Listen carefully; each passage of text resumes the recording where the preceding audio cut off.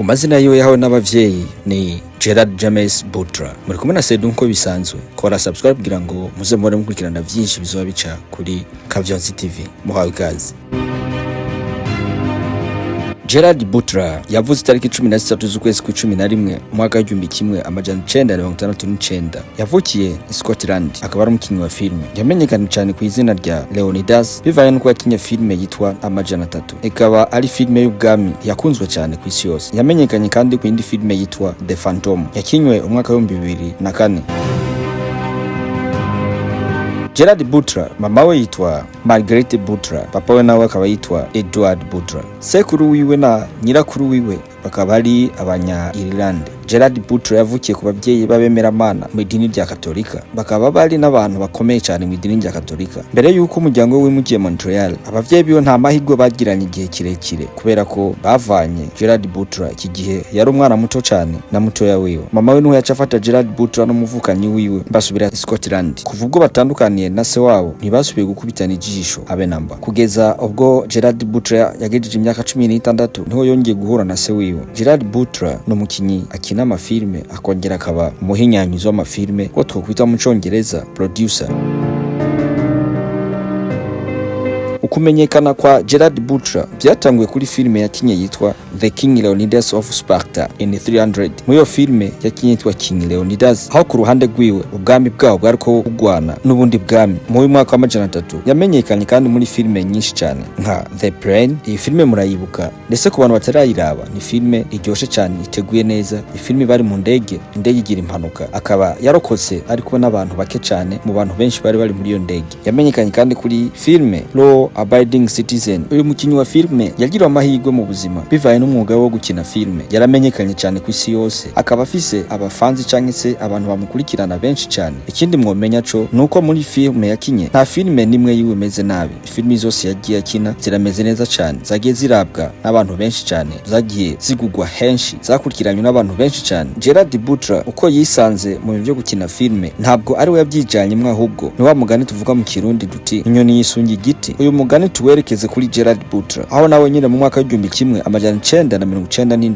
yahuye n'uwitwa Steven Beloff mu Bwongereza, akaba ari amufashije umwuga we wo gukina filime. Yongera amukinisha no muri filime ya mbere yiwe yitwa Mrs Brown. Muri iyi filime yakinye yitwa Archie Brown. Uyu mukinyi wacu yakinye filime ziryoshe zaryoheye amaso yacu ndetse n'ubwonko bwacu. Abenshi ku isi bifuje kumenya umukunzi wiwe. Gerard Butler yabaga mu rukundo igihe gito cyane n'abagore batandukanye. Yakundanye n'umukobwa w'umwirabure yabaye wa mbere mu Bwongereza mu bintu byo kwiyereka, abo twokwita mu Congereza model, azwi ku izina rya Naomi Alyn Campbell. Akaba yari umuririmbyikazi w'umwongereza, akaba ari n'umukinyi wa filime yakunze kugaragara cyane kuri televiziyo y'Ubwongereza, aho yari mu bakinye seri yacijweho kenshi cyane kuri televiziyo y'Ubwongereza izwi ku izina rya The Face and Empire. Gerard Butler yakundanye n'abakobwa benshi batandukanye kandi bazwi cyane. Hari ubundi yitwa Rosario Dawson bakinye muri filime bise Amajana 3. Iyi filime bakaba bayikinanye n'uyu mukobwa Rosario Dawson yasohotse mu mwaka wa 2007. Uyu mukinyi wacu wa filime ntiyagarukije ngaho gukundana n'abakobwa b'abastare bakomakomeye cyane. Nyuma yo gukundana na Rosario yakundanye kandi n'umukobwa yitwa Cameron Diaz, nawe akaba ari umukinyi wa filime yakinye muri filime bise There is Something About Mary and Charlie's Angels. Muri filime akaba yakinye yitwa Vanilla Sky. Uyu musore wacu w'umutama yakinye filime nyinshi zakunzwe, yabaye umukinyi mwiza muri filime, yaronse ibihembo byinshi muri Hollywood n'ahandi henshi cyane. Kuri ubu Gerard Butler afise filime ziwe 62. Muri izo filime yakinye hari filime nyinshi zagiye zimenyekana cyane gusumba izindi. Twovuga nka filime yise London Has Fallen. Filime ikaba itangura ibintu bimeze neza ku bihugu byose, biza kumera nabe nyuma y'urupfu rwa Premier Minister w'Ubwongereza amaze gupfa, aho abayobozi b'ibihugu byinshi by'ibihangange bafata urugendo, bamwe bakaza muri birere, abandi bakaza n'ubwato batinya ko ivyihebe bishobora kubagirira nabi. Bamaze gushika mu gihugu c'Ubwongereza, ivyihebe niho kumenya ko mu gihugu c'Ubwongereza hateraniye abakuru b'ibihugu bitandukanye by'ibihangange ku isi, niho guca birondera uko bishobora kuza birica umwe. Muri filime Gerard Butler yakinye ari ubushinzwe ubutasi bw'iperereza, abo bita Secret Service Agent mu biro vya President. Yakinye ku izina rya Mike Banning, yari yahawe inshingano yo gushikana President wa Leta Zunze Ubumwe za Amerika mu gihugu c'Ubwongereza guha icubahiro uwari yitavye Hakizimana Premier Ministre w'Ubwongereza Gerard Butler aho yari arinze Perezida wa Leta Zunze Ubumwe za Amerika bakimara gushika ku butaka bw'Ubwongereza. Ivyihebe bimaze kumenya ko na Perezida wa Leta Zunze Ubumwe za Amerika yamaze gushika ku butaka bw'Ubwongereza, vyakoze uko bishoboka kose kugeza ubwo Perezida wa Amerika bamushimuta. Gerard Butler ku nshingano yiwe iza kurangira filme ari uko amugaruye akamutahukana mu rugo abifashijwemwo n'ubutasi bw'Ubwongereza MI6.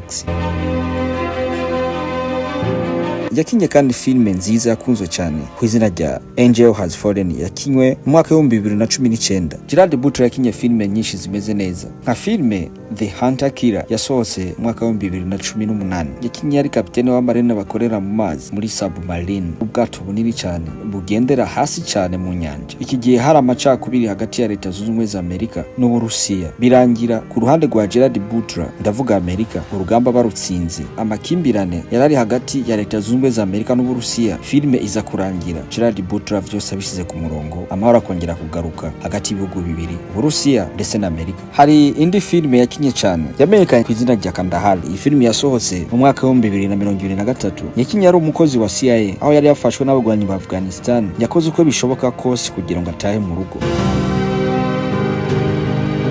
Gerard Butler yari umwana aciye ubwenge cyane ku ishuri, aho yigeze kuba ari n'umuyobozi akomeye cyane. Kubw'ubuhanga n'ubwenge yari afise mu ishuri byamuhejeje amahirwe yo gutsindira ikibanza cyo kuja kwiga kuri kaminuza, aho yakurikiranye cyane igisata c'amategeko. Yatowe nk'umuyabaga aciye ubwenge muri Scotland, aho yakinishwa cyane mu mateatre yabaga ku bigo vy'amashuri. Yarabikora neza agatwenza abantu bakishima. Nkuko nawe aho uhagaze ugira uruhande canke se ekipe y'umupira w'amaguru yo bikuryohera canke se hakaba hari filme waravyika bikuryohera cyane. N'uyu mutama wacu Gerard Butler afite ekipe cyane ashigikira ku ruhande rw'umupira w'amaguru, nta yindi ni Celtic. Bivanye nuko yayikiniye, iyi ekipe yayikunze kuva kiri muto cyane, kuva kiri umwana kugeza amaze gukura. Yarigeze no gukinira iyi ekipe ya Celtic FC. Umuvukanyi wa Gerard Butler akaba yitwa Brian Patrick Butler, nawe akaba ari umusitari akomeye cyane mu byo gukina filme cyangwa se muri Hollywood. Ni umusitari akomeye cyane muri Hollywood, n'umwanditsi wa filme, akongera akazikina, akongera akaba ndetse n'umuhinyanyuzi w'amafilme. Murakoze cyane.